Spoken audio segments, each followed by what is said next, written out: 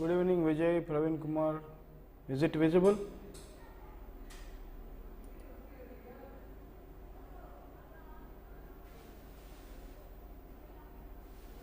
Is it audible?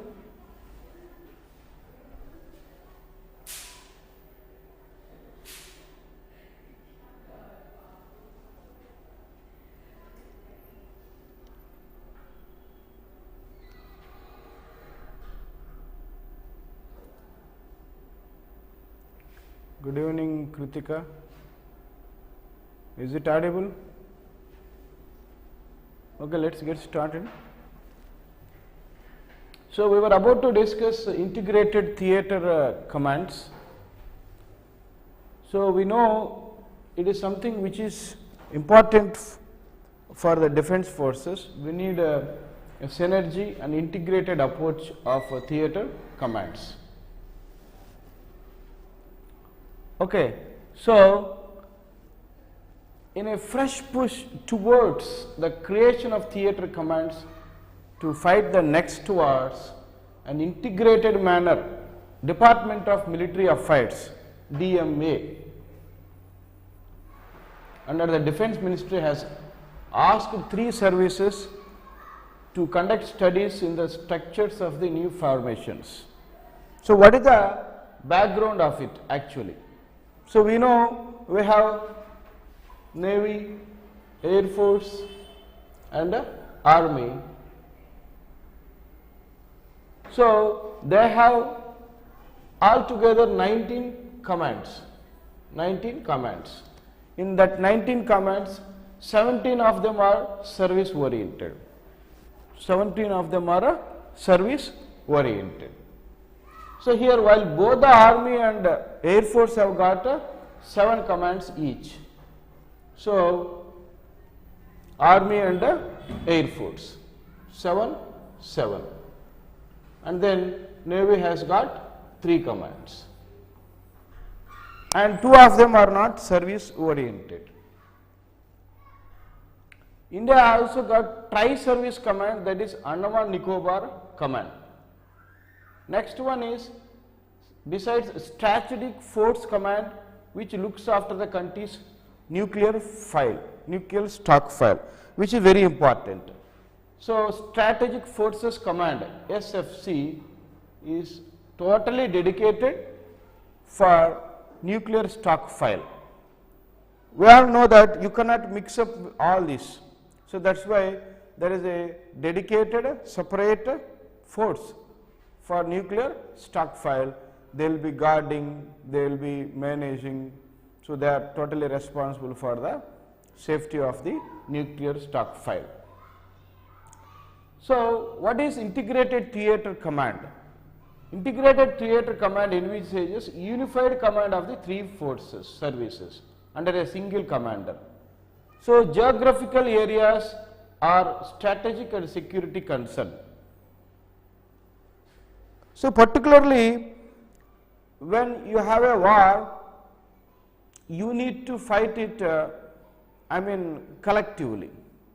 If you fight independently, with Army, Air Force, Navy, without that synergy, without that coordination, they will be very expensive, it becomes very expensive, and at the same time the impact of the fight, impact of the force will be reduced, and then sometimes decision making becomes very, very slow. If there is no, somebody who is the head of all these 3 forces, then each, head of that Navy or Air Force and then Army, they actually act as the head and they will not coordinate with other forces. That is the problem. So, online aspirants, who is the head chief of Army now? Who is the chief of Army now?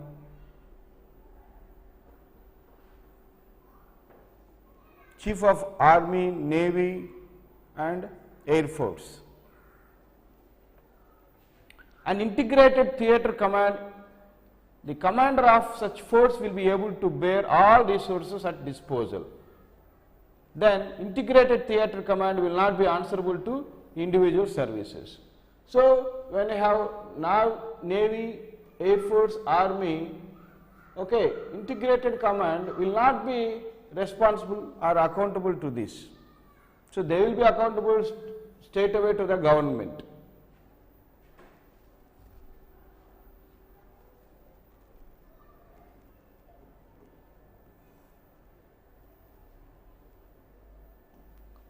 While the cost may go up in the immediate future. So, in immediate future you have to create a different position for that, it will cost you a little bit, but in the long run it will cut the cost, it will be more effective also. It will provide unified approach to fighting future wars. Proposals in this regard, it actually, this thought came after Kargil War 1999. We know when Parvez Musharraf was actually president of Pakistan, he himself was a military person, so he was always trying to infiltrate into India and occupy as much as possible. So it happened, it was Vajpayee who was Prime Minister, and India actually fought against Pakistan and then won that war. Pakistan had to retreat as usual, but we have learned some lessons, and actually Israel was the country which has helped India with laser bombs at that time. So those laser bombs were so useful, and Israel is like such a all-weather friend, particularly it has a lot, helped a lot during Kargil war, and very few people are aware of that. Kargil Review Committee actually, and then group of ministers like Naresh Chandra Committee had called for structural changes in higher defense management. So this is like selecting somebody responsible for 3 services is the most important structural change. It was Sekaktar Committee headed by Sekaktar, who recommended the creation of a CDS. So this is CDS, Chief of Defence Staff, CDS. Okay. So who is the head of CDS? Are you listening? We just had a question, head of the Army, Navy Chief and Air Force. Okay, leave that. But now one more question, CDS, Chief of Defence Staff.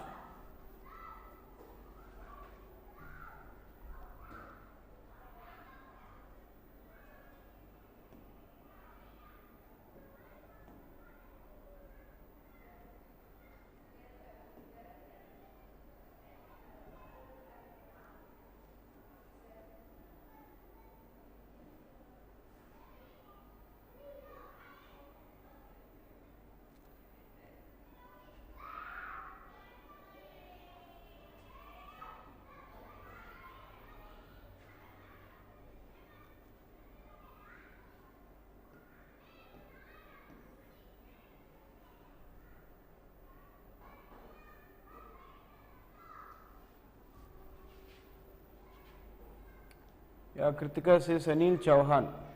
So this is Anil Chauhan.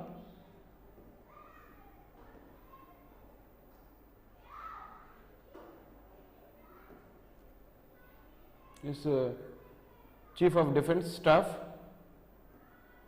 And I have one more question. Who was the first CDS? Who was the first CDS? Chief of Defence Staff. Who are the first CDF, and also what is the equivalent position in other countries like UK and USA. In UK and USA, this position is very powerful and actually famous. They are very famous. They are more famous than the cabinet ministers. Kritika says Bipin Rawat, yes, he was the first CDS. And in other countries, particularly America, we call it chief of, we call it defense secretary. Defense secretary. Present defense secretary of America is Austin, Floyd Austin. Floyd Austin. So they are very famous and powerful.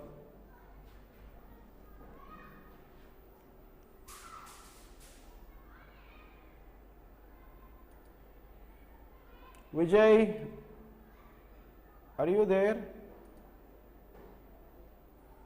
Okay then.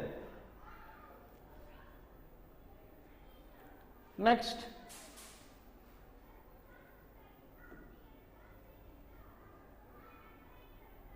Now, involve trained social workers and law students with police stations.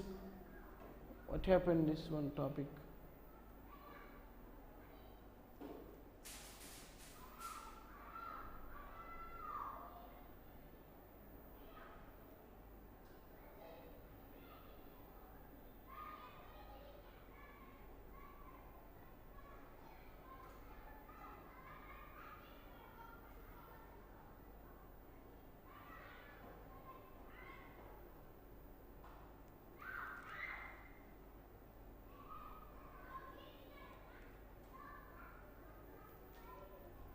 Then what is the SC's Prakash Singh judgment on police reforms?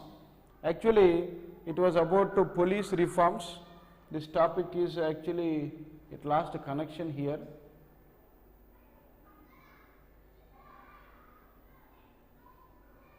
So let us start with this. We were about to discuss police reforms. So we know a lot of police reforms are required, and particularly Prakash Singh judgment on police reforms. What really happened is Prakash Singh, somebody actually who worked as a DGP of UP Police, okay, Assam.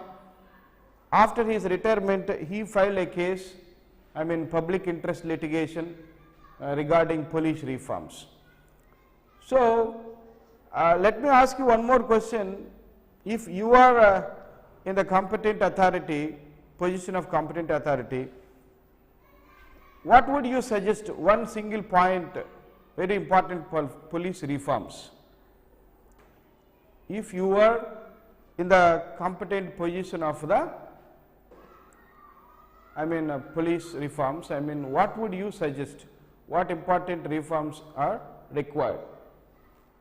So Supreme Court actually gave one verdict there. They just wanted a lot of reforms, directed all the states, and all the states implemented the suggestions of police reforms. Particularly when you go to police station, I don't say, whenever we talk about one department, there are good people, bad people, so we always respect and salute the good people.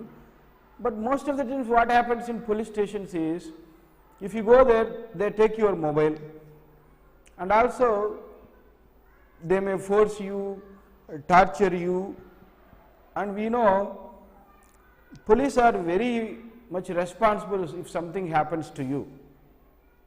That's why they take your mobile. That's why now Supreme Court asked all the states to install night vision CC cameras so that there will be evidence. And of course, sometimes when this happens, they say CCTV cameras are not working or something like that. But largely, this is a very good development, that CCTV cameras must be installed with night vision. Then other interesting point is, sometimes some of the DGPs and higher authorities, they take the charge when they are about to retire. That causes a lot of inconvenience. You see, I mean, the previous judge also, okay. So they were actually not there for a long period of time, okay. So this is not actually a really good thing. When somebody takes charge, some years, 2 to 3 years must be there. Here they are giving 2 years, minimum 2 years, fixing tenure to avoid such situations. Friendly police, Praveen Kumar says, compassionate. Yeah. First of all, when you think of police, you should not be scared. You should think that they are actually to protect you. And important reform is that actually what I feel is, whenever somebody goes there, first of all what I think is, police should not involved in civil matters. What I see, that is a very big point, big problem. For example, you give money to somebody else, they are not paying, and this is a matter you have to resolve in court of law.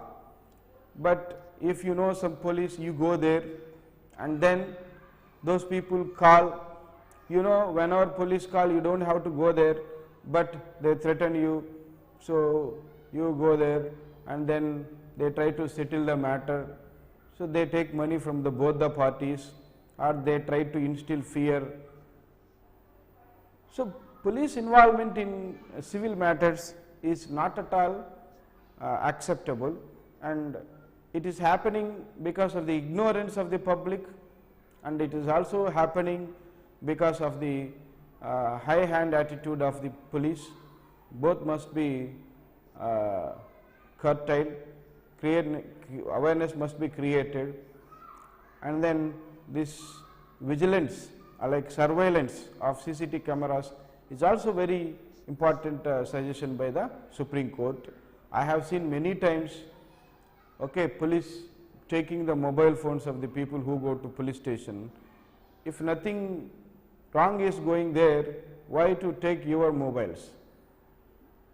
So these are all some of the, even I mean, when police call you, if you are not going to have, I mean, any offense or something like 7 years imprisonment or something below that, if they call you, you can ask them what is the reason, you can ask them warrant, I mean, you can ask so many questions. You don't have to go straight away to police station whenever they call you. Okay. So in order to ensure no political interference, minimum tenure was sought to. This is another important thing. See, police job is also very difficult job. If you keep aside some of the negative points, the positives is they never have weekends, no Sundays. Particularly my heart goes out for those people who have to I mean, provide security for the politicians around the clock. Those politicians don't know anything, illiterate politicians also, but these people with IAS, IPS cadres, I mean IPS cadres, sometimes when they are taking care of the security of the people, that's okay, but no weekends, nothing. And worst thing is, when they are transferred at the will of the politicians and other some goons, this is not acceptable. So Supreme Court has come up with this suggestion that there must be minimum tenure. Okay, that minimum tenure you decide, department, but at any cost, this before minimum tenure, they cannot be transferred in the middle of the tenures. So that actually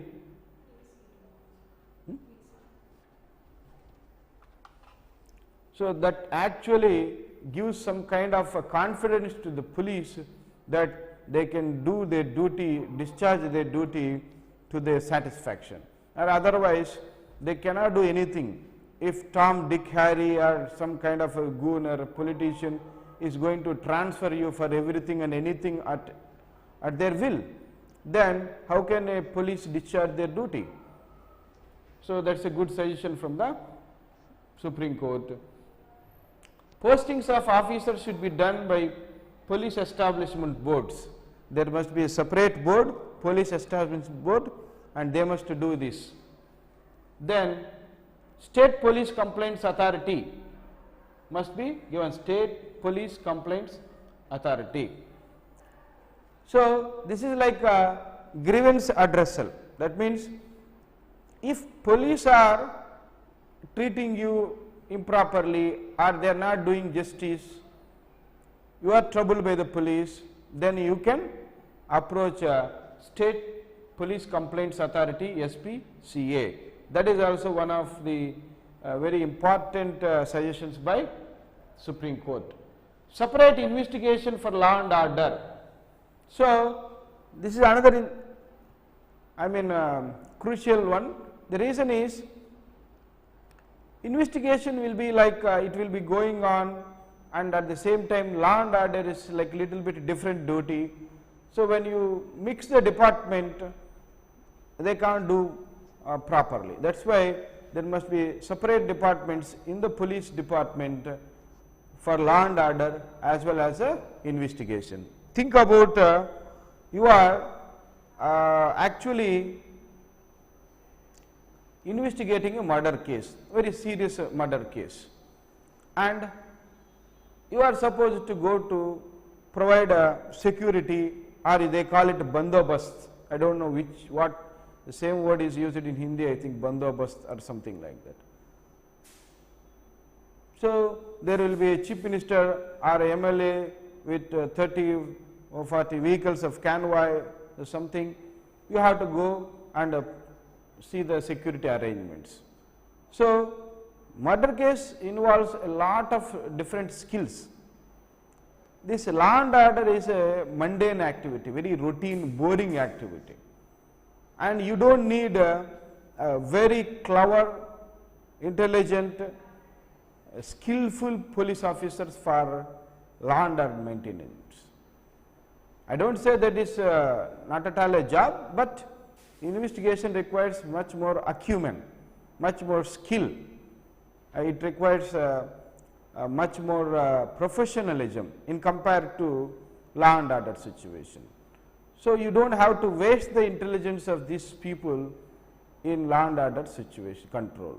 So try to separate it, then you will be streamlining the duties and all these works. That will be very effective for better results.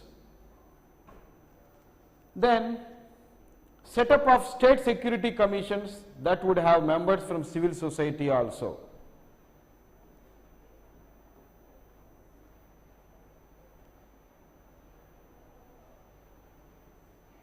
Seven directives of Supreme Court. So constitute a state security commission, fixed tenure for DGP, don't transfer them every now and then, minimum 2 years, then 2-year term for SPs and SHOs, separate investigation for law and order and investigation, set up of police establishment board, PEB, then which we discussed, set up of police complaints authority, okay, then set up National Security Commission at a central level. So these are very valid, very important suggestions made by Supreme Court, and they are all actually followed by the state governments.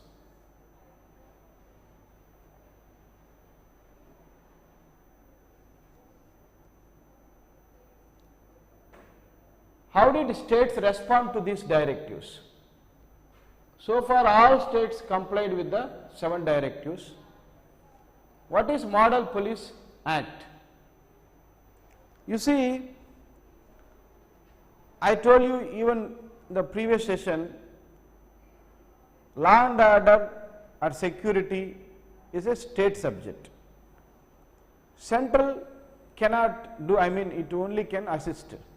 You can ask, we have border security force, we have Assam Rifles, we have CRPF, Central Reserve Police Force, we have NSG, National Security Guards, okay.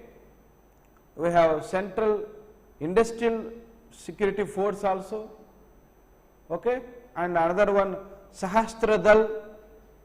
Understand? There are 7, we call all of them Central Armed Police Force, CAPF. CAPF.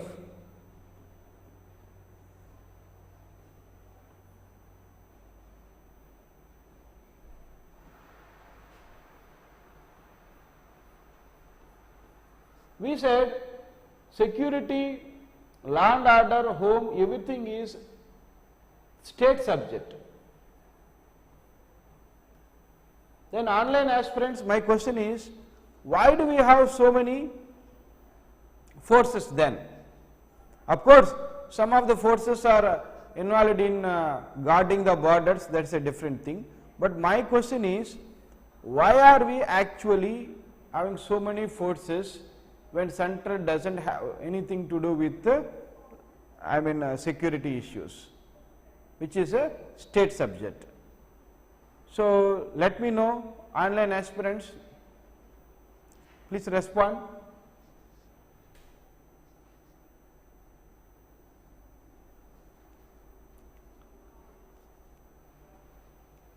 So, that is why here, okay, let me answer myself. That is why whenever central government, it does not have its jurisdiction, we say legislative powers or jurisdiction is not there, central what it does is, it gives a model act. It says it is the act, if any of the state governments are interested, you can follow this act in your states. Okay. So, the question is, security is a state matter, then why do we have so many forces, police forces? Why do you have so many police forces?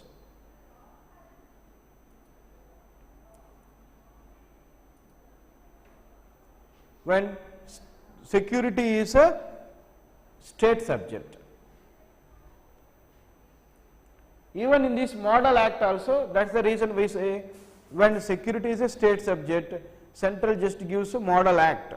I just told you, even when I was talking about farm laws, okay, agriculture laws, the whole chaos in India was very funny, because agriculture is a state subject. Central brought law, you can follow it if you want, or otherwise you do not have to follow it. Then what is the point of protesting there? I am not talking about whether law is good or not. It is a state subject, either you follow or leave it. So, here we talked about Naxalism in the previous session. You see, Naxalism does not confine to one state, it is there in so many states. So, terrorism, anything, government tries to help state governments with a lot of forces like CRPF, Assam Rifles. So, there are 7 central armed police forces. They all help in states. So, in association with states, they try to deal with these security challenges. They are not going to do it all alone. So, that is the answer. I mean, they are not going to tackle these issues alone, because state has this jurisdiction in security matters. So, there have been national police commissions, Rebaro, Padmanabhaya committees and other commissions which directly alluded the police reforms. Alluded means they refer to these police reforms. Malimat committee, second administrative reforms also. Okay. They all express requirement for police reforms. So, the first one is Police Commission 77-81, then started Rebaro Committee, then started Padmanabhan Committee 2000, Malimat Committee 2003-23, Police Act Drafting Committee 2005, then this Prakash Singh's versus Union of India. So, Prakash Singh once DG of Uttar Pradesh and other states. Okay. So, what he did is, after retirement he filed a PIL, public interest litigation, seeking for police reforms, and Supreme Court actually accepted, and it gave 7 directives, suggestions, which were accepted, completely accepted by almost all states. That happened in 2006. Then second administrative reforms. Okay. So, ARC, it happened 2007, and last one is 2005, Police Act Drafting Committee 2.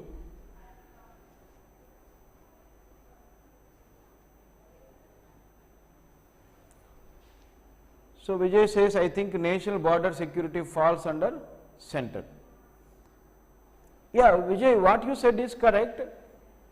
In that, actually yesterday I told you there are some ambiguities, particularly you take Assam Rifles.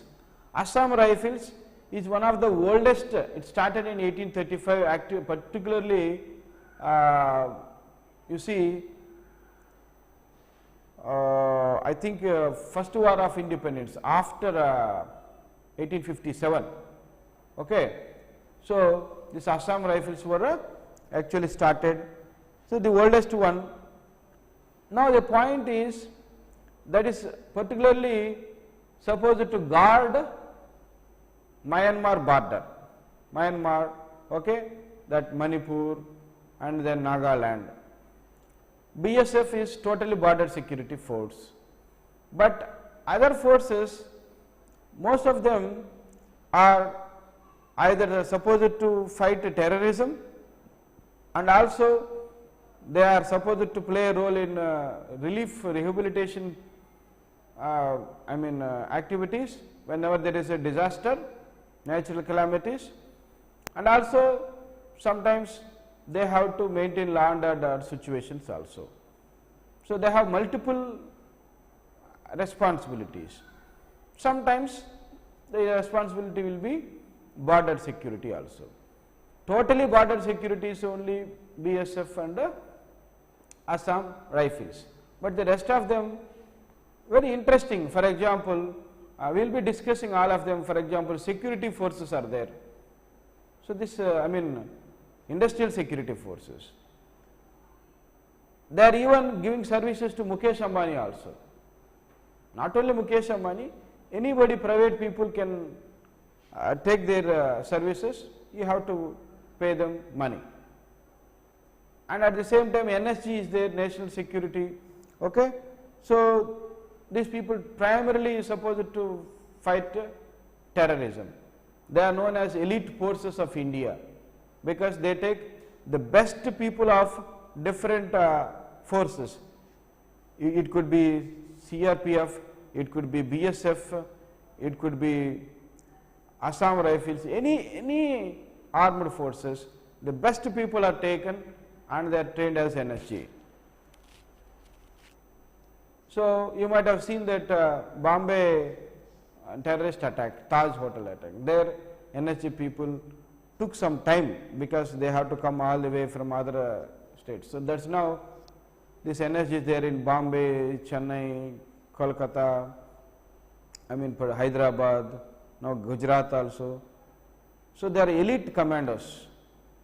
So, each forces have a different responsibility, but sometimes overlapping or common responsibilities are also there.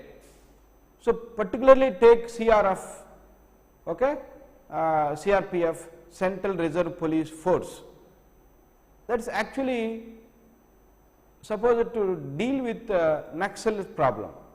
Whenever there is an Naxal problem, wherever there is an Naxal problem, it is the CRPF which goes there. So, now CRP is not a state force, okay, I mean it is a central force. But why are they going? The only reason is, although it is a state subject, security or internal security, but it is central's responsibility sometimes to help out states. So, that is why CRP is there. So, like that central uses some of its armed forces, and very interestingly this central armed forces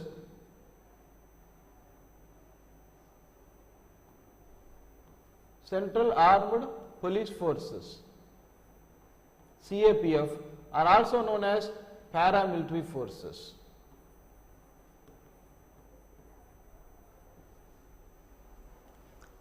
But regarding Assam Rifles, you have to be careful. The reason is, yesterday itself we discussed, there is a ambiguity between MOD and MHA, Ministry of Home Affairs, Ministry of Defence. There is actually, it is a kind of a ambiguous situation. We know Ministry of Home Affairs, they recruit, they give salaries, they do all that stuff. It is a Ministry of Defence which actually deploys, deputations, deployment, transfers, operations, all are taken care by MOD. So, now even if you see the website of Home Department as well as Defence Department, you see Assam Rifles, it belongs to MHA according to Home Department, and MOD according to Defence Department. So, that is still this conflict is not resolved, but other issues, that is not a problem, other forces.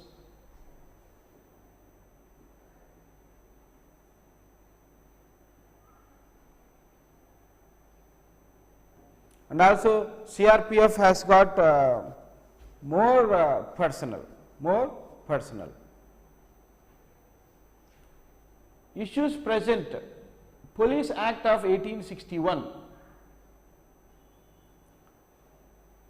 This 1861 Act is, a lot of people say this is a draconian law. When law is not good, people use this word draconian law, like it is a dragon, okay, draconian law. So, what they say is, again very embarrassing, our law sometimes is very embarrassing. Again it goes back to those independent time. We are simply following British laws.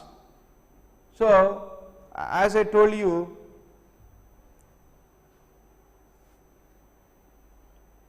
actually this is what I was talking about.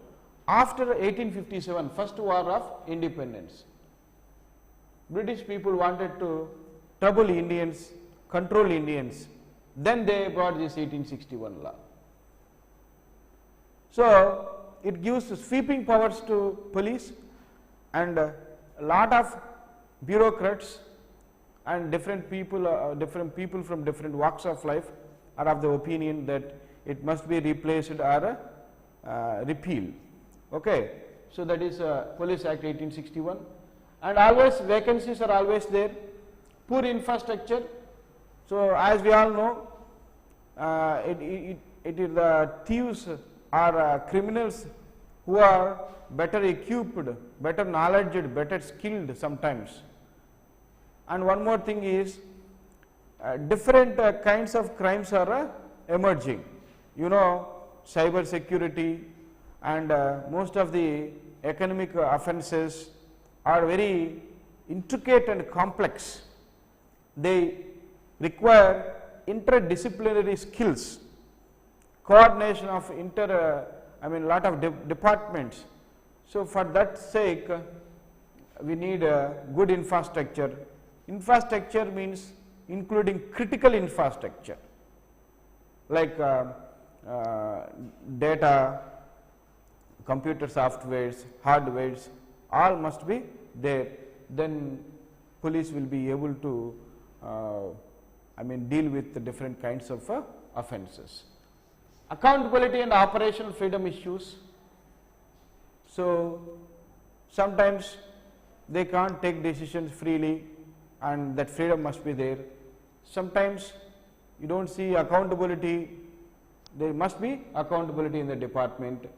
Psychological pressure,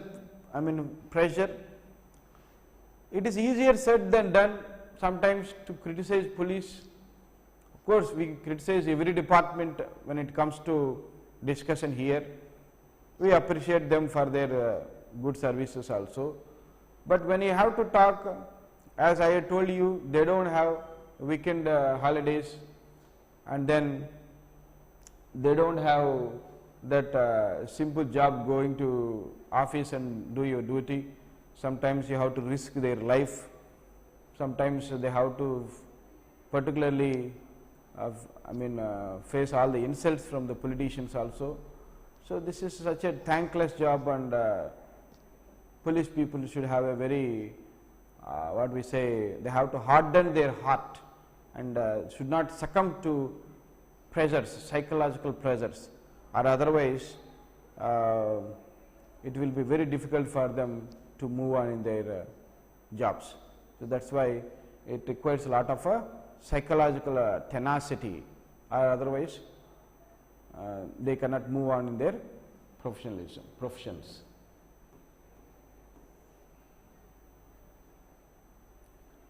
National Investigation Agency. So, it was constituted under National Investigation Agency Act 2008. Ministry of Home Affairs reviews the manpower, finance, infrastructure requirements of the NIA from time to time. So, it is not related to MOD, Minister of Defence, it is related to MHA, Ministry of Home Affairs. It is central agency to investigate and prosecute offences affecting sovereignty, security, integrity of India.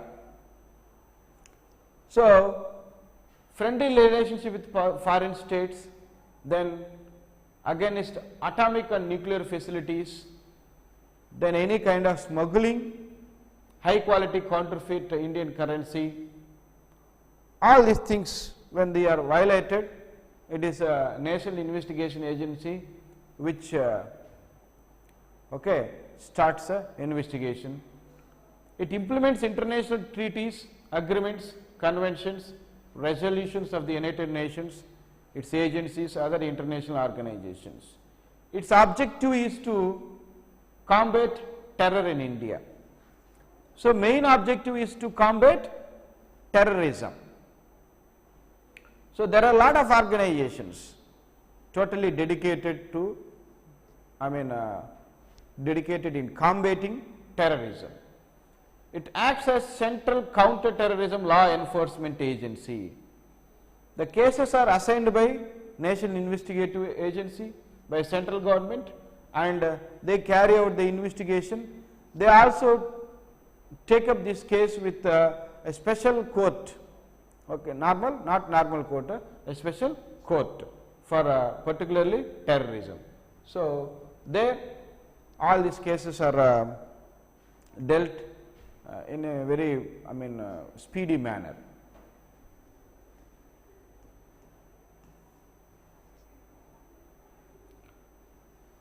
for prosecuting the accused under the unlawful activities. So, this is another important act, UPA,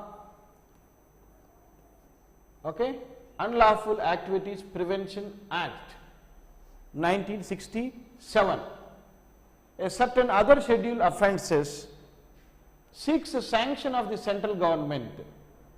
The sanction is granted under UPA Act on the report of authority constituted under section 45 of UPA.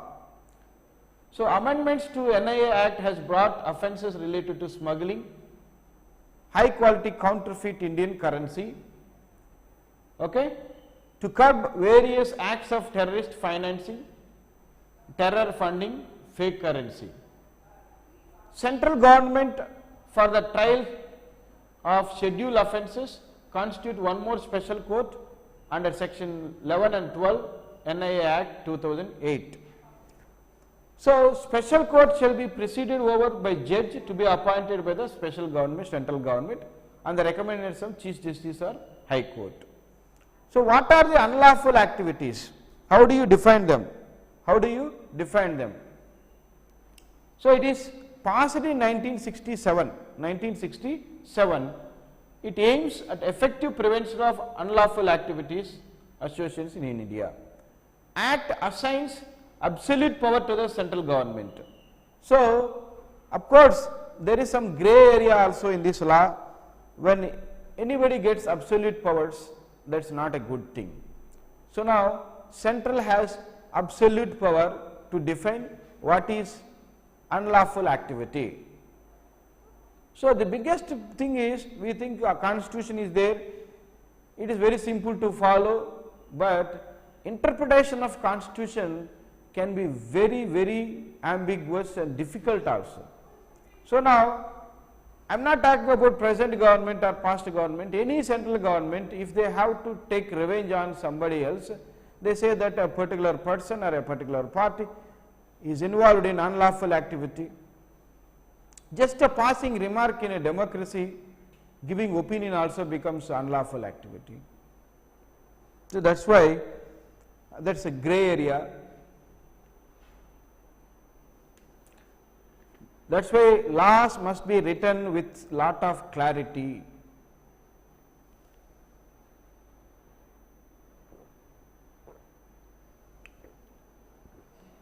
The definitions must be very clear, not clumsy.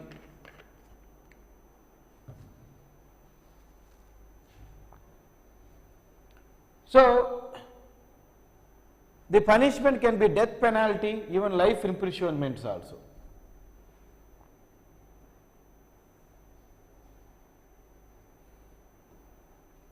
Both Indian, foreign nationals can be charged under UPA. It will be applicable to the offenders in the same manner, even if the crime is committed outside India. But when it happens outside India, it will take a lot of time to book the perpetrators under the law. Under the UPA, investigating agency can file charge sheet maximum 180 days after the arrests, and the duration can be extended after intimating the court. This is another grey area. Is it common in any law or anywhere that filing FIR after the arrest of the people 180 days? So, 180 days, see, that means 6 months. You arrest a person and then file a charge sheet, not FIR, charge sheet after 6 months. This is also not a, fail. And you can extend that by just informing court, you can extend that 180 days. Then, as per amendments of 2019, court empowers the Director General of National Investigative Agency to grant approval of seizure attachment of property when the case is investigated by the said agency. So, they have the power to confiscate the property of the accused. The Act empowers the officers of the NIA of the rank inspector above to investigate cases of terrorism in addition to those conducted by DSP and ASP above rank officers. It also included the provision of designating individual as a terrorist. So, they can designate that somebody is a terrorist. Then 121, section 121 of Indian Penal Code, IPC. Whoever wages war against India, attempts to wage war or abets, abetting means helping, shall be punished with death or imprisonment for life.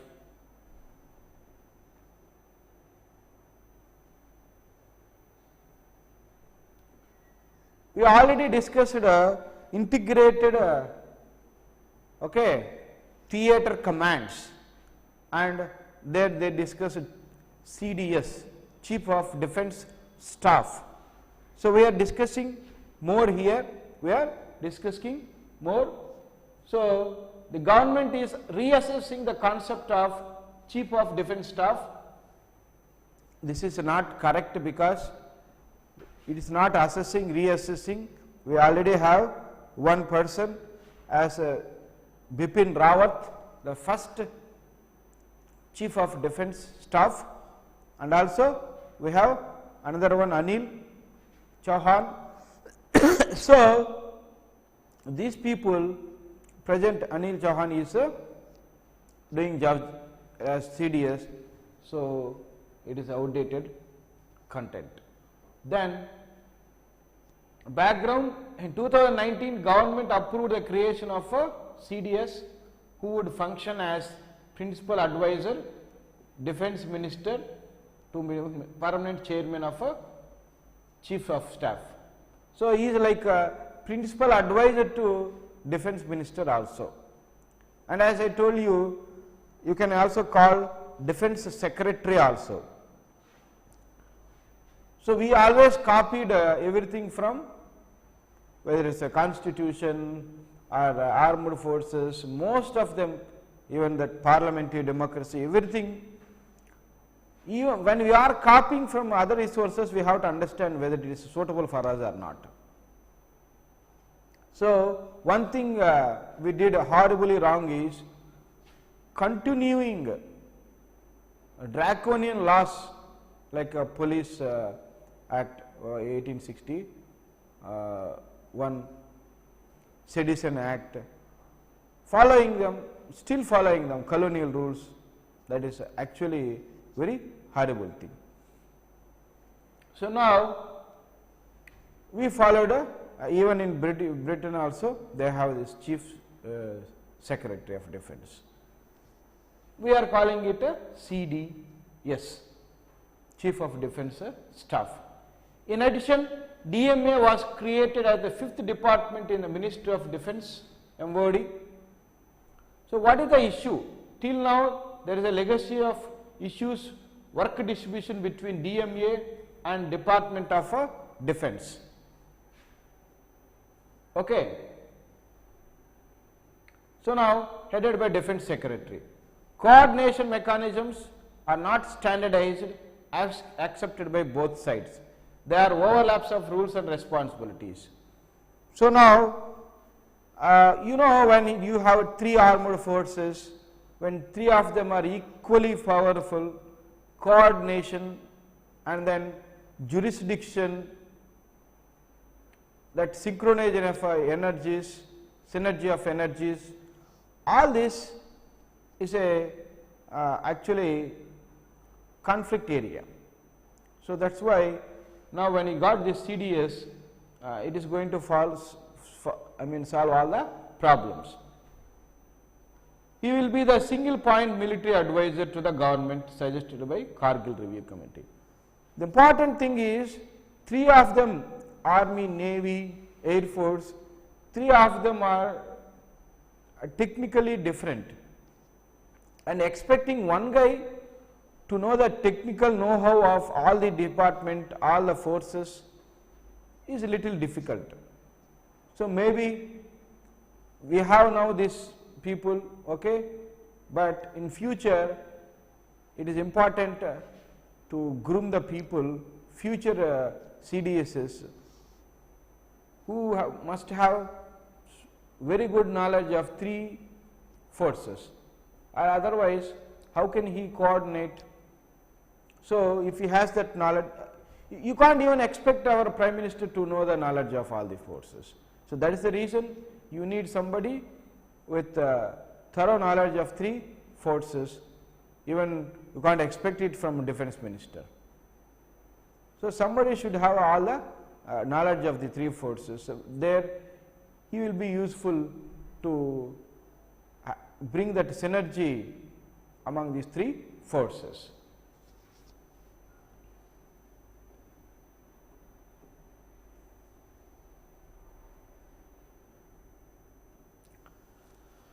So, he will be 4-star general, as we told, I mean is a more decorated personnel. CDS acts as a permanent chairman of the chief of staff, which will also have 3 service chief members. His core function will be foster greater operational synergy. This is what I am talking about. Operational synergy. Synergy between 3 services branches of the Indian military, keep inter-service frictions for a minimum. So, that is important. Just like in every department, there will be friction between different departments, and his job is to keep that friction minimum as possible. Not eligible to hold any government office. What are the conditions? After his retirement, so important condition is he cannot take any position in government. Even in private, up to 5 years, he cannot take any position in private departments, up to 5 years. Then rules and functions is a single point military advice to the government. Okay, many people will be there, but ultimate advisor, military advisor, single point military advice to the government. He can inject synergy in planning, procurements, logistics in the armed forces. Logistics have been a big problem, and then procurement of weapons is also a big problem. Some of our military weapons are age old. For example, we are still using Sukhoi combat aircraft from Russia, which were very old. So, now we have actually we gave order to Rafale, France combat aircrafts. So, that is the reason. So, most of our weapons are very old, and people like CDS must take active interest in modernizing the forces, restructuring the forces, so that they will be ever ready to face the challenges in future.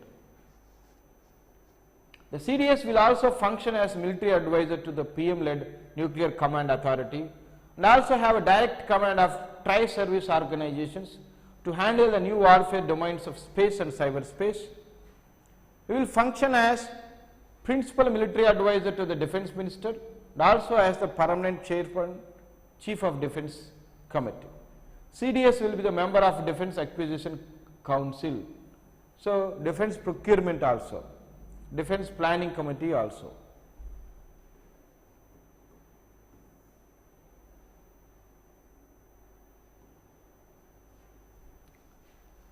So, what are the challenges we are facing?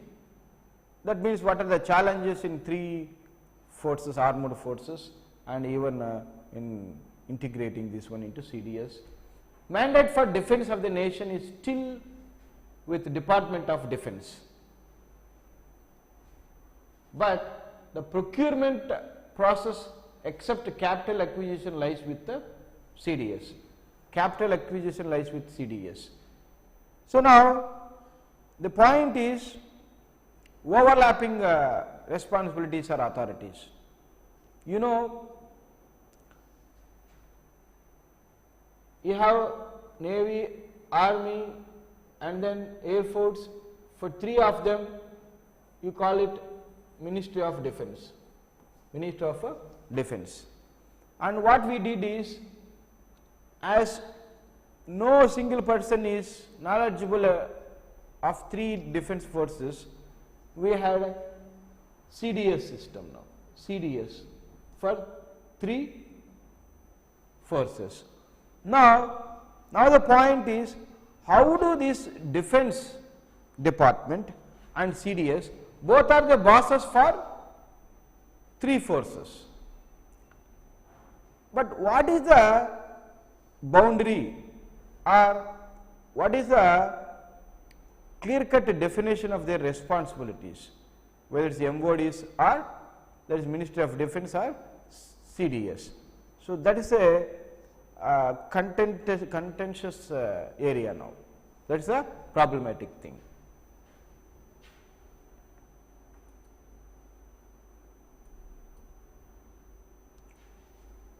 So, now we need to see what are the confusion here. This gives birth to dichotomy, that means conflict. On one hand, CDS is expected to prioritize expenditure between 3 services, but the wherewithal, that means money matters, everything still lies with the Defence Secretary. So, hence the budgetary power still lies with bureaucrats. So, whoever IAS officers there in the Defence Secretary, they have the power for budgetary, which demands timely intervention by the government. So, sometimes CDS also still requires the approval of the bureaucrats in defence. CDS has a mandate of force planning associated with creation and maintenance of military capabilities. Changing role of warfare, being more technology oriented. So, CDS has the authority to reorient armed forces towards the technology, and if possible, right sizing. Here right sizing indirectly means downsizing. That means sometimes in military you have a lot of people, you need to pay them hefty salaries. So, now military, what they are doing is they are trying to cut down their expenditure. So, now how can you do it? By introducing more technology, you can eliminate some of the jobs. So, CDS can do that, but whatever he does that, he should do it not at the cost of effectiveness. India faces frequent conflicts on its land frontiers, balancing this realization that both marine and air power are going to play increasingly important role in India's rise as a leading power.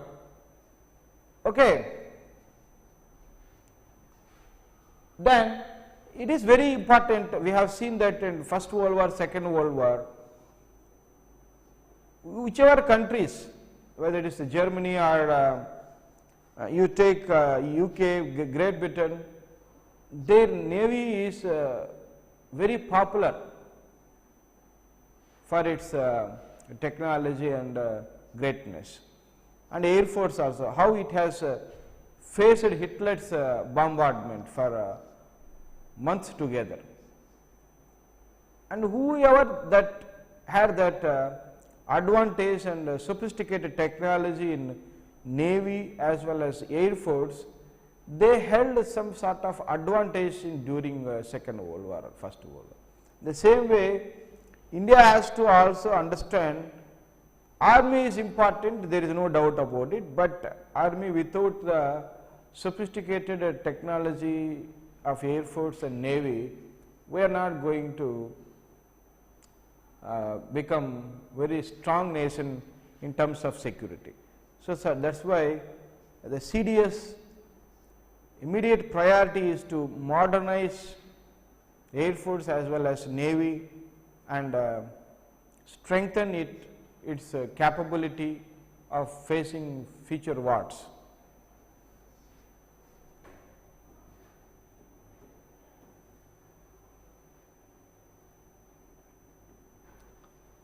How do other countries work? Just like I told you, UK, USA, they call it Secretary of State. Okay. Secretary of State means the Defense Secretary here. All major countries, especially nuclear weapon states, have CDS. UK, from which Indian Armed Forces, Defense Ministry are modeled. So, model means in nothing but we copied it from them. Permanent Secretary, equivalent to Defense Secretary. UK government guidelines state that CDS is the professional head of British Armed Forces. Is also the most senior military advisor to the Secretary of State Defense. The Permanent Secretary is Governor's principal civilian advisor. So, we discussed all this earlier. Let us move on.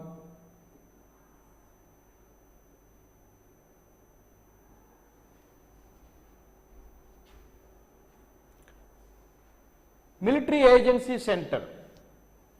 Multi-agency center. Union government has asked states to share intelligence inputs through multi-agency center.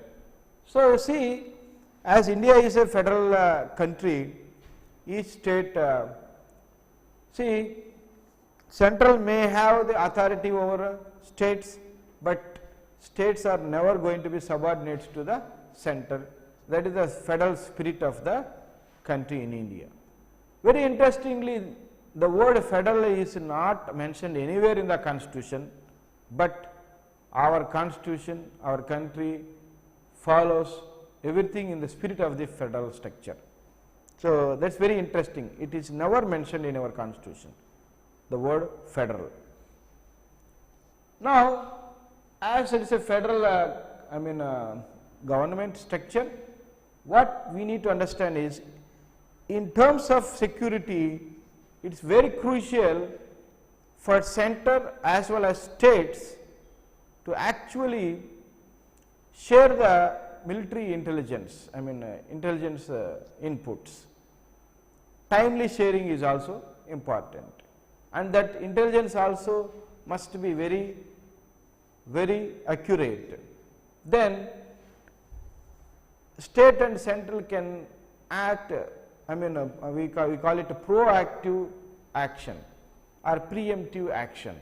That means, somewhere terrorists are going to blow, so after blowing up, going there and doing the investigation and then trying to do something else is not good. So, the real challenge of intelligence is how you prevent terrorist attacks or any kind of attacks. It all depends on the efficiency of state and central intelligences. If you do not have a dedicated organization where you can store all the data of the intelligence, okay, where every state can access the information, act accordingly, then it will be very good. So, that is why multi-agency center is need of the hour, that is very much required. States are often reluctant to share information on the platform. So, the biggest problem in India is petty politics. Actually, petty politics are more important for the states and central than working towards a common goal. But if they can put aside all these egos and petty politics, if security is a serious priority for them, they will all share. But so far, we know, for example, now you see, particularly you see West Bengal now, whatever they say, they do not listen to center. I do not say that, central also they have their issues with West Bengal. There are other governments also, which are not actually on a good terms with the center. Now, the point is, political matters are okay, you can keep them aside, but when it comes to say national security and other important issues, it is important to share the information, that is very important. So, states are reluctant, not willing to share the intelligence, which is not correct. Several gaps in sharing critical information at the right time. Several gaps are there, grey areas. Plans are afoot for more than a decade to link the system up to the district level. Okay, still plans are going on, not materialized yet, to link intelligence information at district level. It is a common counter-terrorism grid under the Intelligence Bureau. You have Intelligence Bureau, IB, that was made operational in 2001 following Kargil war. So, after every war, there will be different organizations. We learn lessons and we take new initiations. As many as 28 organizations, including RA, Research and Analysis Wing, 3 armed forces, state police are of the same platform. Then various security agencies, real-time intelligence inputs on multi-agency center. Now functioning 24/7 as the nodal body of sharing intelligence inputs, multi-agency center coordinates with the representatives from numerous agencies, different ministries, both central and state. Do you know about the NAT grid?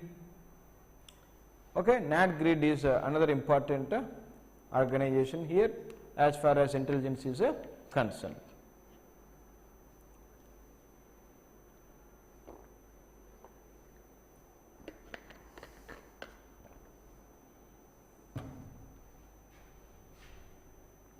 NAT grid is conceptualized in 2009. It seeks to become the one-stop destination for security and intelligence agencies to access database.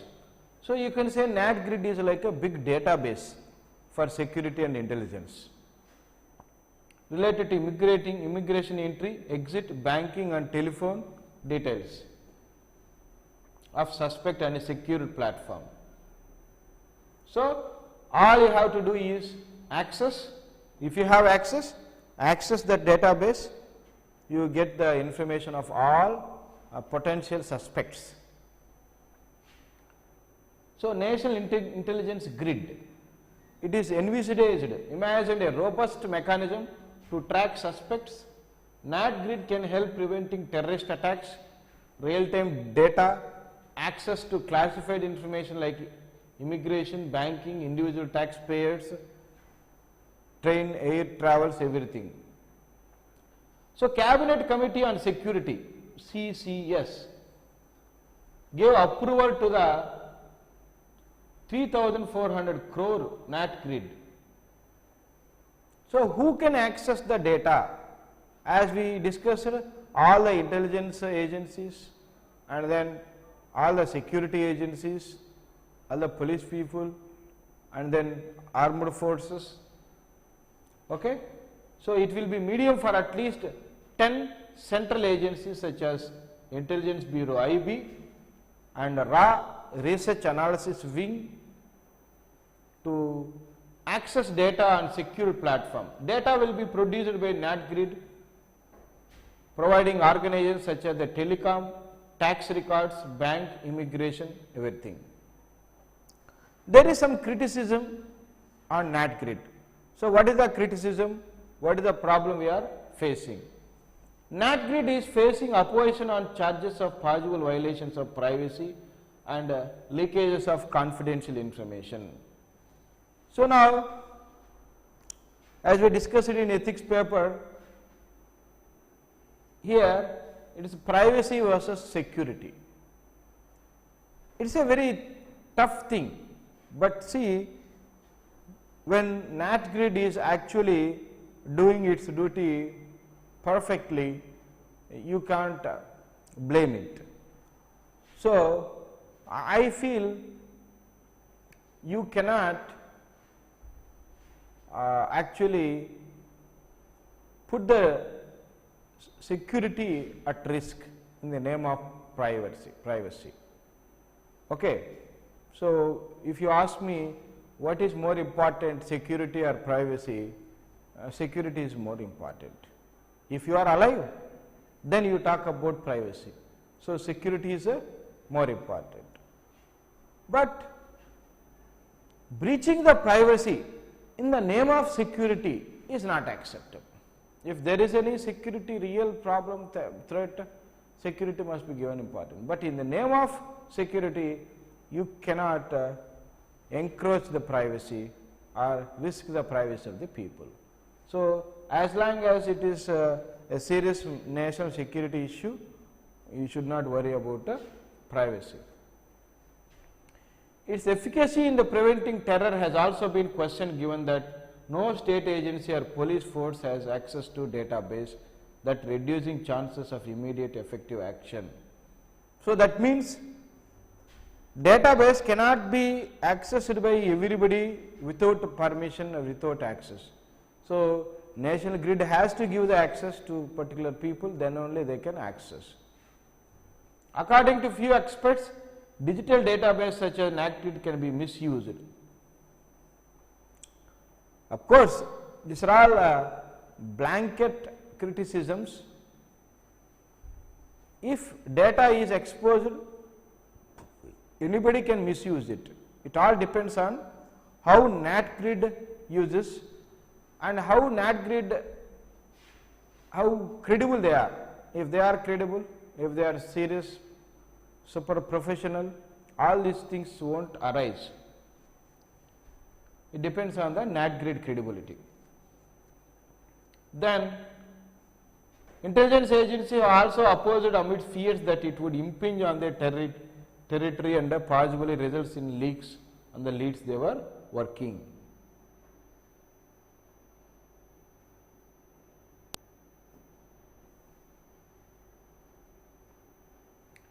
Why do we need NACGrid?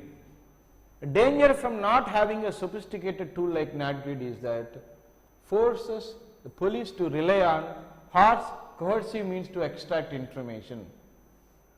So, you see, when you have a lot of sensitive information in the database, police can, if they can get access by requesting NACGrid, they can get access of the information of suspects very easily. For example, you have caught a terrorist or another person, somebody thief or some kind of a criminal.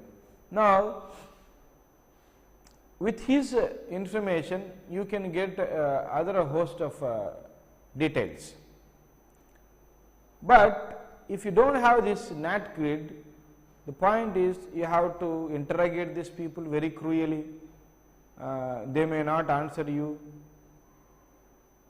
whatever they answer we need to validate that whether that is true or not.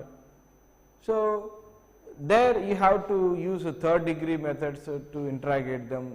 All these are not required when you have good database of information you can get without any harsh tactics. It saves the time and the cruelty also. After every terrorist incident, it goes about rounding its suspects, many who are innocent. If instead a pattern such recognized systems were placed, these violations of human rights would be much fewer. So, that is what I am telling you, when third degree methods interrogation there, that is all like violations of human rights. You know, see, police or investigative agents sometimes when they are under tremendous pressure, I will tell you kind of a joke. Sometimes police, you take some crime took place,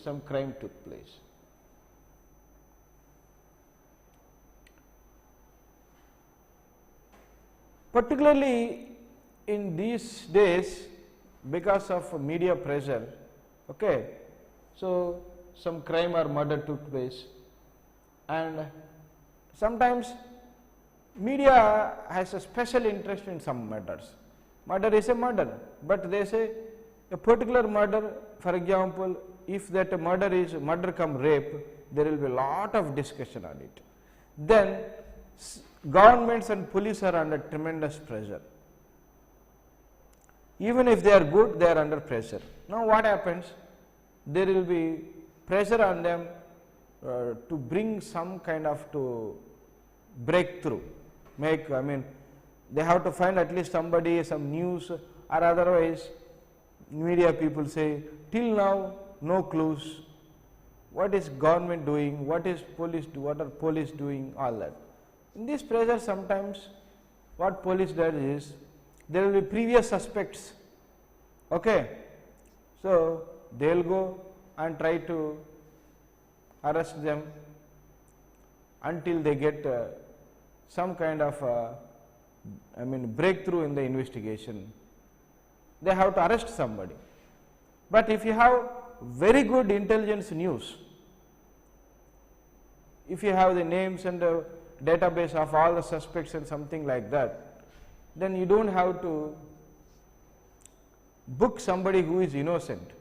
See, one guy may be a criminal, he might have committed some offense, but police, instead of finding the real culprit, they just arrest somebody who was there earlier. So he might have committed crime earlier, but not now. So police sometimes buckle under pressure of media and governments to show somebody as if they have achieved something in the investigation. All these things can be saved, human rights can be saved, okay, unnecessary tortures, and then false cases also can be reduced. So that is the importance of national grid.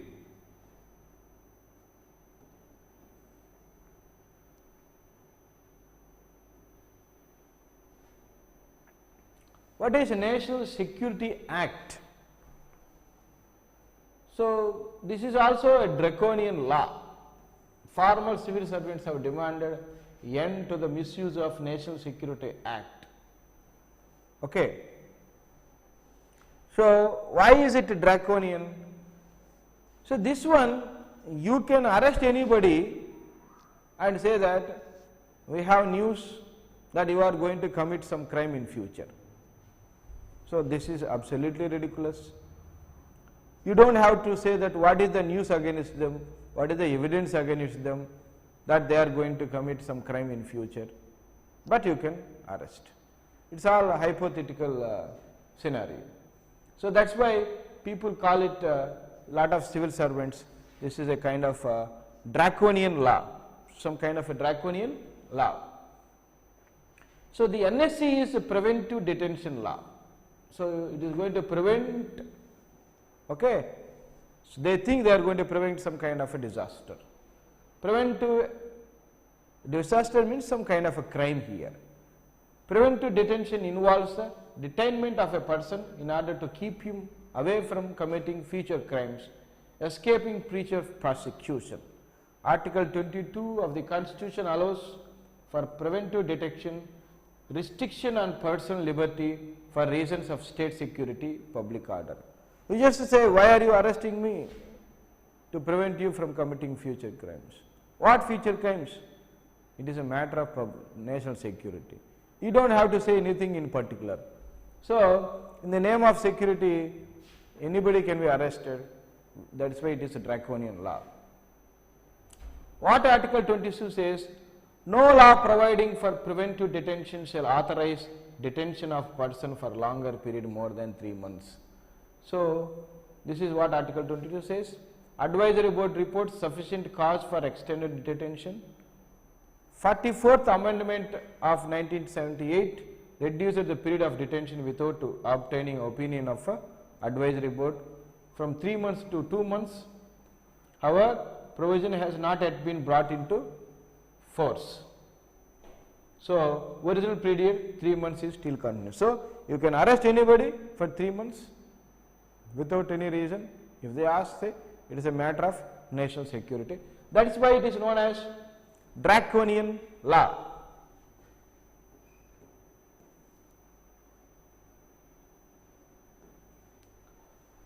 The maximum period for which one may be detained is 12 months. You can even extend it up to 12 months, but the term can be extended if government finds fresh evidence.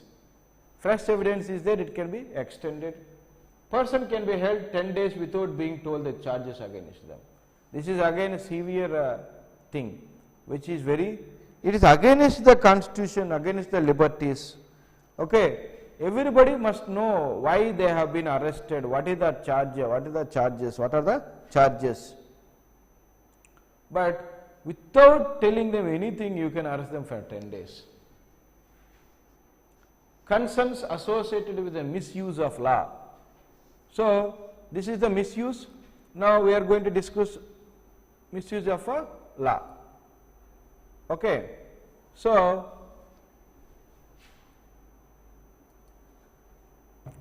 one minute.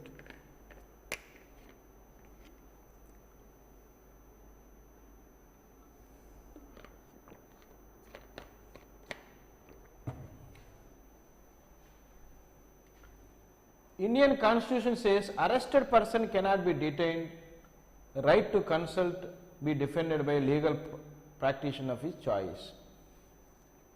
So, you cannot arrest the person without any cause, without any warrants, and you cannot deny the right of a lawyer. So, he can have a lawyer, you cannot deny that. According to section 50 of the criminal CRPC, Criminal Procedure Code, any person arrested has to be informed of the grounds of arrest and has the right to bail. Right to bail, right to have a lawyer, right to know the reason. All these are actually not there when you are arrested. Okay. So, under National Security Act. None of these rights are available to the person when you are arrested under National Security Act. So, the government holds the right to conceal the information which it considers to be against public interest. Public interest, okay, at least that person must know why he was arrested.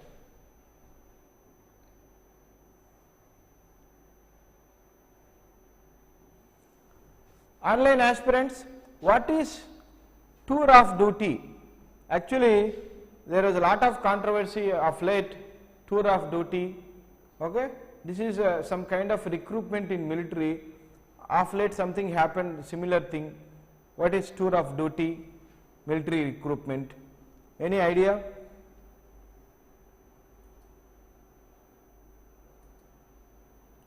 Any idea?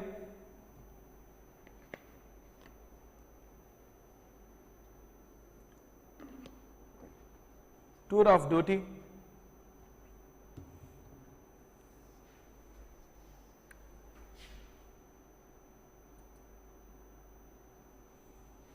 Online aspirants, are you listening?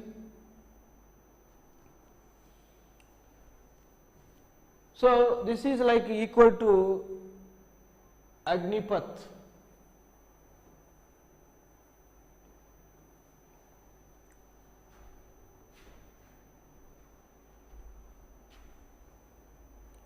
Okay, Vijay, okay, Praveen.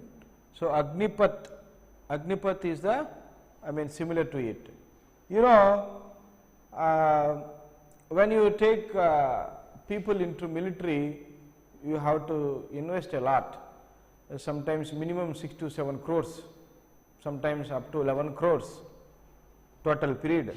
So, now the point is, when you take the people for 3 years, okay, actually this is only related to soldiers in defenses of armed forces.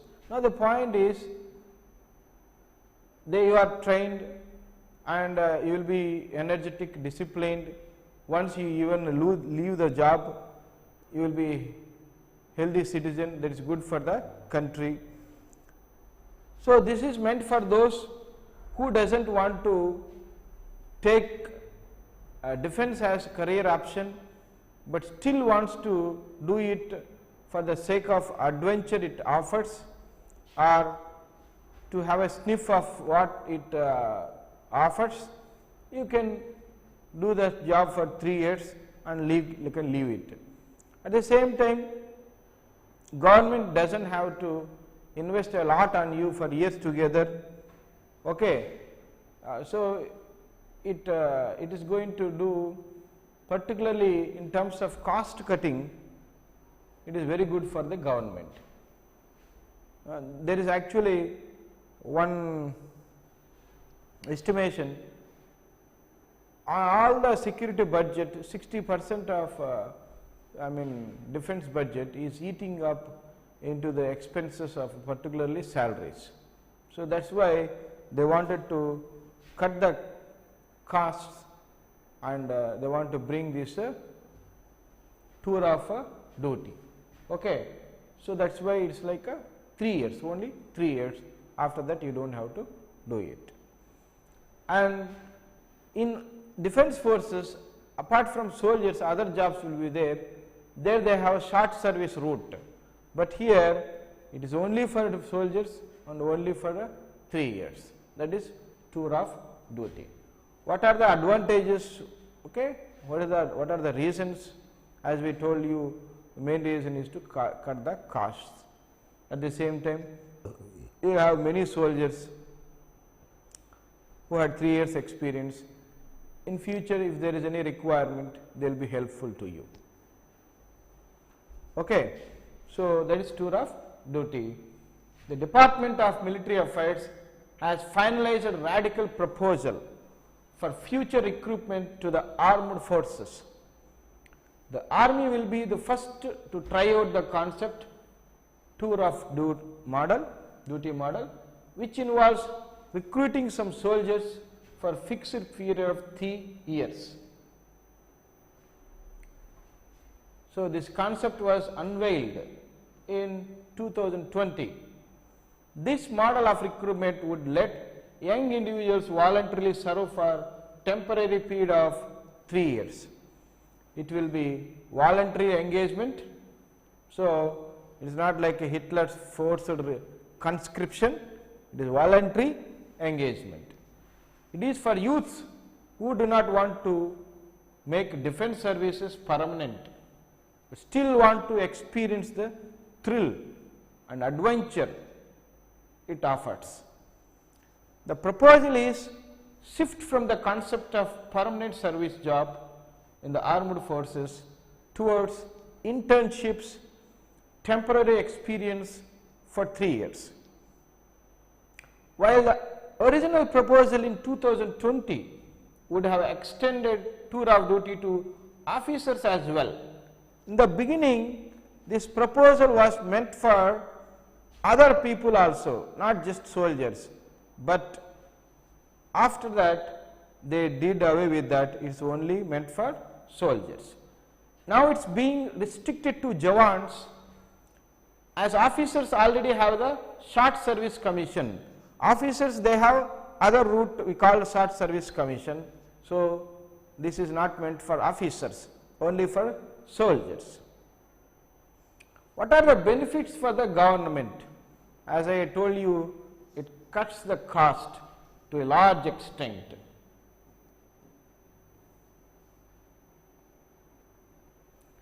There are immense financial benefits to the organization due to reduction in pay,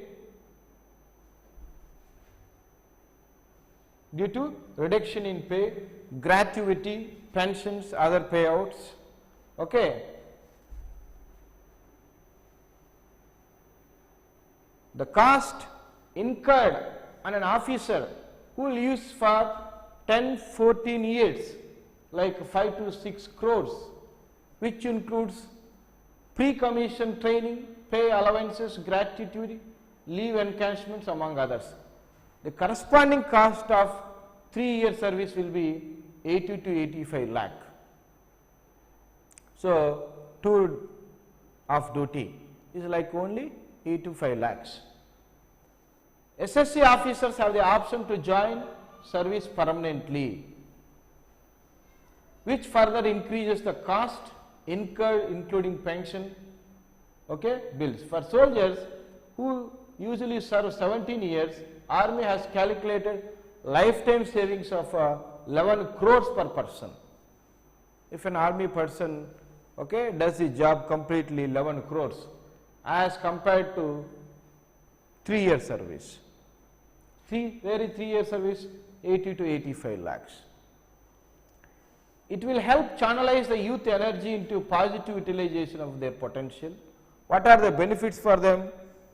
You see, once if we work in military,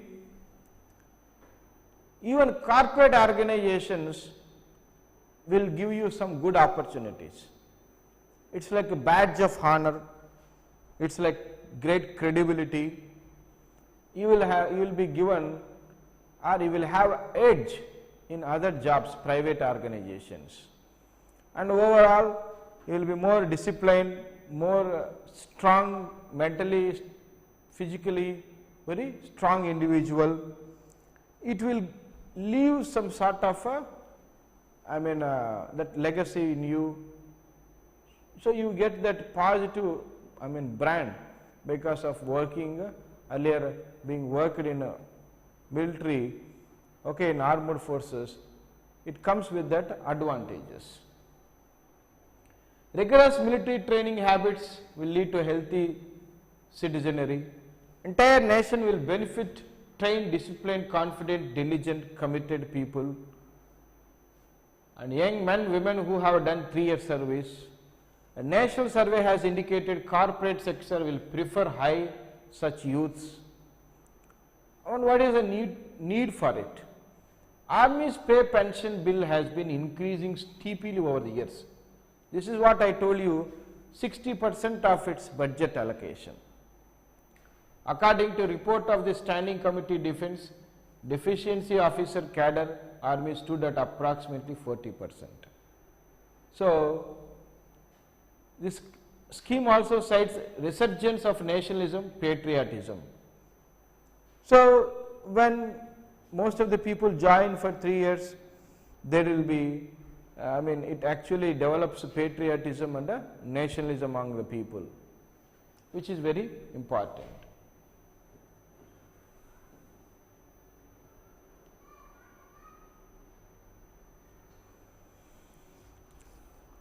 And one more thing, we have Armed Forces Special Act, special powers. This is another draconian act. So, other draconian act. So, Armed Forces APPSC Power Special Act. Particularly, it is confined to northeastern states. It gives sweeping powers, unlimited powers, absolute powers to armed forces, even to kill you, shoot you to death, okay, without any reason they can kill you. So, that is special powers. Particularly 3 states, Assam, Nagaland, Manipur. You know northeastern states like this. You have Meghalaya here, this one is Assam, and then Tripura here, Mizoram here, Manipur here, Nagaland here. So, what will you say? This is Nagaland, and then Manipur, then Assam, these 3 states. Okay? ASPA remains a force in parts of these 3 states, as well in parts of Arunachal Pradesh, Jammu Kashmir also. You will see Arunachal Pradesh there, okay, and then Jammu Kashmir. So, these special powers are there, okay, because security is a very big issue in these borders.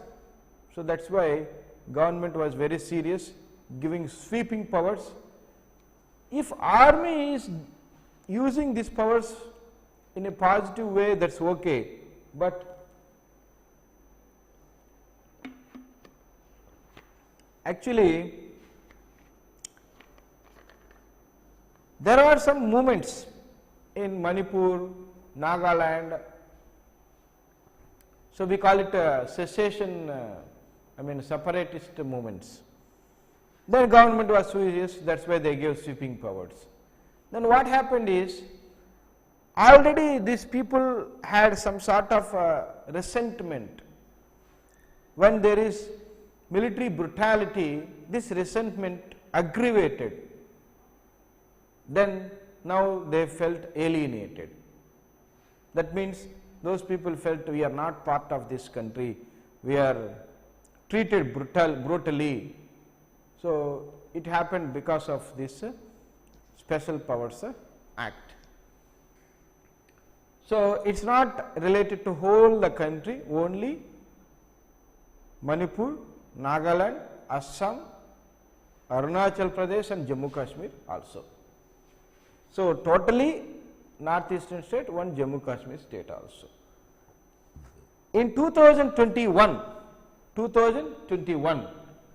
it decided to constitute a committee to study the possibility of withdrawing the Armed Forces Act from Nagaland.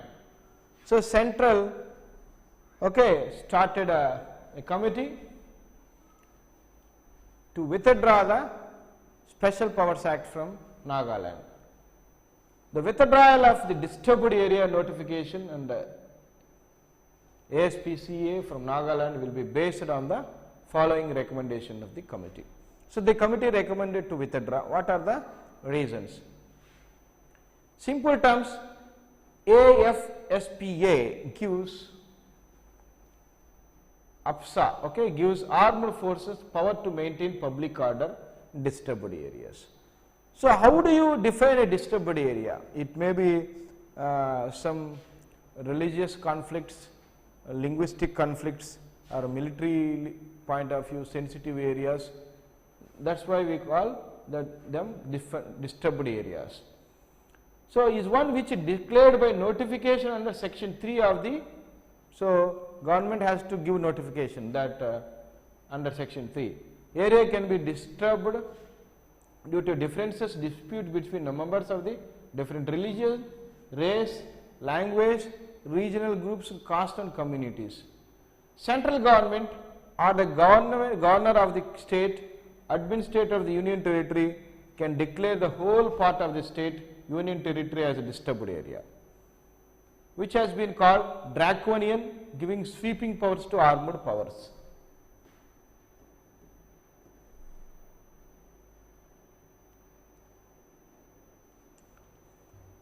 For example, it allows them to open fire, even causing death against any person in contravention to the law, carrying arms and ammunition, gives them powers to arrest individuals without warrants on the basis of a reasonable suspicion and search premises without warrants.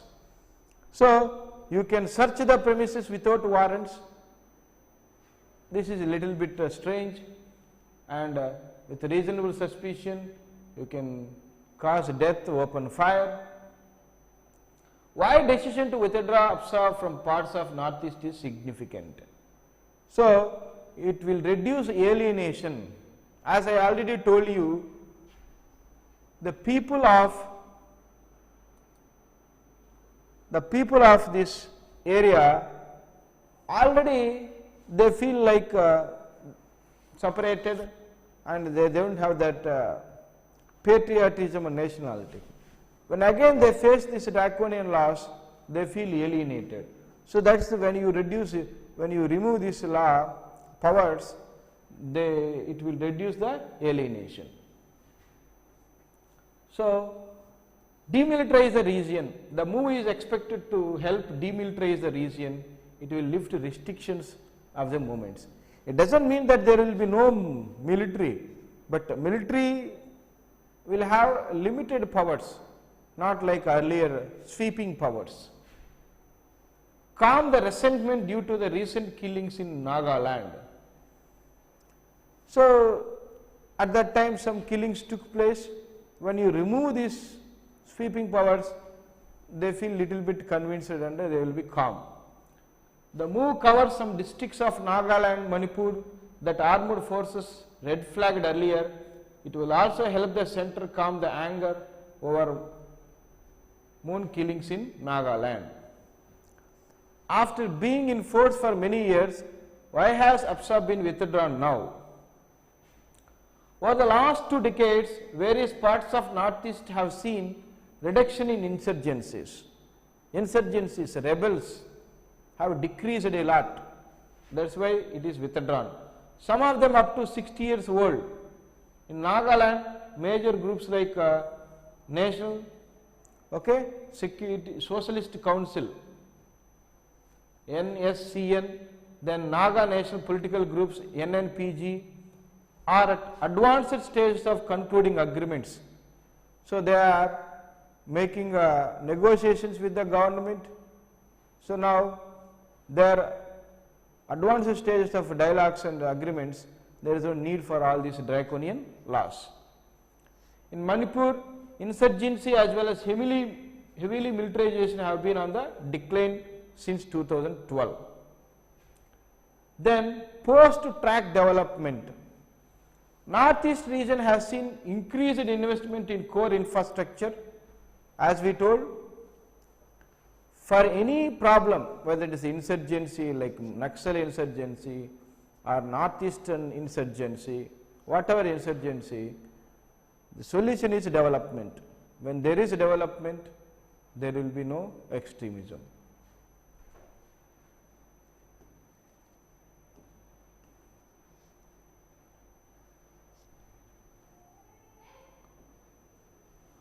So now we are going to introduction here, like why it was imposed. Okay, we discussed it in the beginning briefly. Let us discuss in detail. To suppress Naga nationalist movements. So there were Naga nationalist movements, like it's like a separatist movement. When Naga nationalist movement kicked off in 1950s, setting up Naga National Council procedures, Assam police forces allegedly used force to quell the movement. So to suppress the movement, Assam police behaved brutally. As armed movement took root in Nagaland, APPSC was passed in parliament, subsequently imposed in the entire state. In Manipur, it was imposed in 1958. The three Naga dominated districts, Senapati, Tamlang, Urkrul, where the NMC was active. So a secessionist, nationalist movement started sprouting in northeastern states, and this law was imposed. Why it became very unpopular? So there were many complaints of human rights violation. Nagaland, 60 years of living under the APPSC regime, had psychological consequences, trauma, alienation. You have to write these all phrases, words. The use of force and APPSC further the feeling of alienation. As I told you, these are the sequence. First there are separatist or nationalist movements. They wanted to be separate states or separate countries. Then central imposed this APPSC Act. Even Assam Rifles, all the police people behaved very brutally. So they were feeling that pain. Okay. Now, when they were brutally suppressed, and also this act was very unreasonable, that's why they feel alienated. That is the reason now it is actually withdrawn. This act is actually lifted now. Use of fake encounters. There was a writ petition in the Supreme Court 2012. The families of victims of extrajudicial killings, 1528 fake encounters were accused, 15,000. Then Supreme Court set up a commission. So they have scrutinized randomly 6 cases, encounters, and 6 of them, because it is not possible to check 15,000. So they checked 6 cases, and 6 of them actually fake encounters.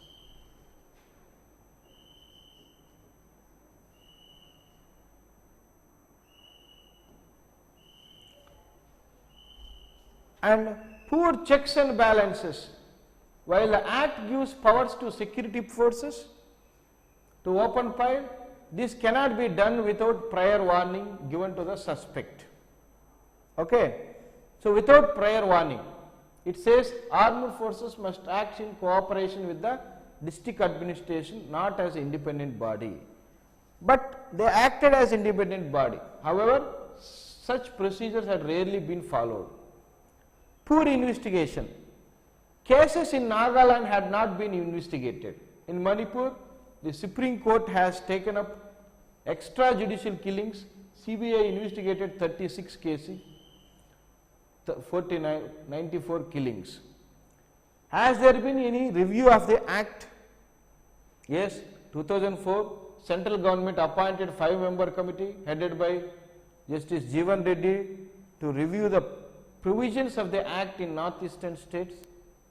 Then committee submitted in 2005 included following recommendations. So, they said it should be repealed. Appropriate provisions should be inserted in unlawful activities. Okay. So, that is UPA, unlawful activities. Then Unlawful Activities Act should be modified clearly to specify powers of the armed forces. Grievances cell should be set up.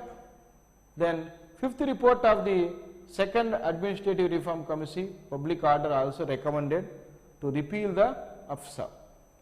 Former Secretary G.K. Pillai too supported the repeal of APPSC. Former Minister Chidambaram said the Act, if not repealed, should be at least amended. That is what he said.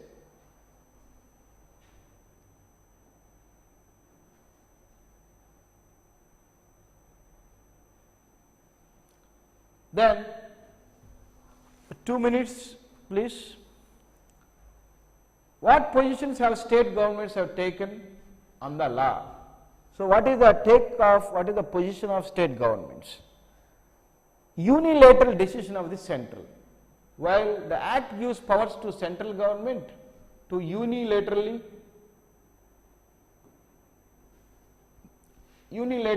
take the decision to impose APPSC, this is usually done informally in connivance with state governments. However, there have been instances where central has overruled the state. So, although central can take the decision, they have to discuss with the states, but in some of the instances, central had a different, conflicting view. They overruled the state's opinions. Okay? And the imposition of APPSC in Tripura in 1917 was one of the examples. The recent resolution of Naga Assembly to repeal APPSC. The fight to repeal APPSC has largely been driven by civil society groups. Until the outing firing, no state government had openly demanded to repeal APPSC. Only Nagaland is the only state which requested openly to repeal this one. After outing, Nagaland Assembly passed a resolution for the first time of repeal of APPSC. So, this is APPSC Act.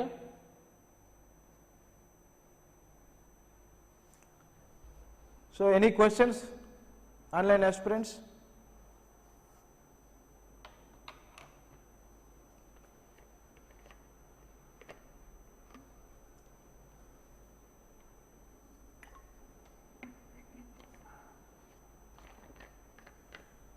Any questions?